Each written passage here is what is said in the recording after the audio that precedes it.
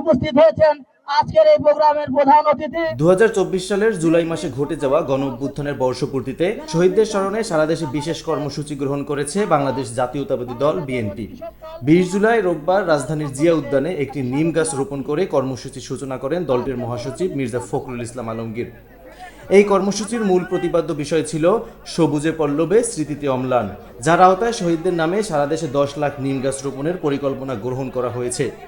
এ সময় মির্জা ফখরুল ইসলাম আলমগীর বলেন, 2026 সালের ফেব্রুয়ারিতে দেশের জনগণই একটি নির্বাচিত সরকার গঠন করবে, যারা শহীদদের মর্যাদা দেবে এবং বাংলাদেশে প্রকৃত গণতন্ত্র প্রতিষ্ঠার উদ্যোগ গ্রহণ করবে।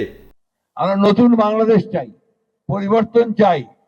আমরা দুর্নীতি চাই না, ঘুষ চাই না, আমরা হত্যা চাই না, নির্যাতন চাই না। আমরা মানুষ যেন সুস্থভাবে, স্বাধীনভাবে, কমফোর্টেবল হইতে একটা স্বস্তির সঙ্গে চলাফেরা করতে পারে, সেই ধরনের একটা রাষ্ট্র চাই। অনুষ্ঠানে উপস্থিত ছিলেন জুলাই আগস্টের আন্দোলনে শহীদ হওয়া তরুণদের অভিভাবকগণ। সন্তান হারানোর স্মৃতিচারণে আবেগে ভেঙে পড়েন তারা। শহীদ পরিবারের পক্ষ থেকে চাওয়া শুধু একটাই, তাদের সন্তানেরা যে স্বপ্ন নিয়ে শহীদ হয়েছে তা যেন অপূর্ণ না থাকে, অর্থাৎ বৈষম্য মুক্ত বাংলাদেশ।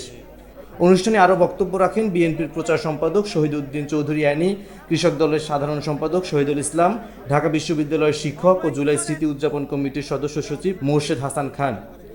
এই দিনে জিয়া উদ্যানে 100টিরও বেশি গাছ রোপণ করা হয় শহীদদের নামে।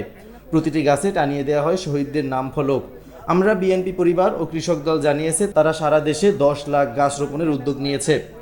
একটি গাছ, একটি নাম কিংবা একটি স্মৃতি, এই বৃক্ষরোপণ কর্মসূচি শুধু পরিবেশ রক্ষা নয়, বরং শহীদদের প্রতি শ্রদ্ধা জানানোর এক নীরব অথচ দৃঢ় উচ্চারণ। এই গাছেরা সাক্ষী হয়ে থাকবে গণতন্ত্রের জন্য প্রাণ দেওয়া সাহসী সন্তানদের গল্পগুলোর। Naushad Mahmud, Geo Bangla TV, news desk.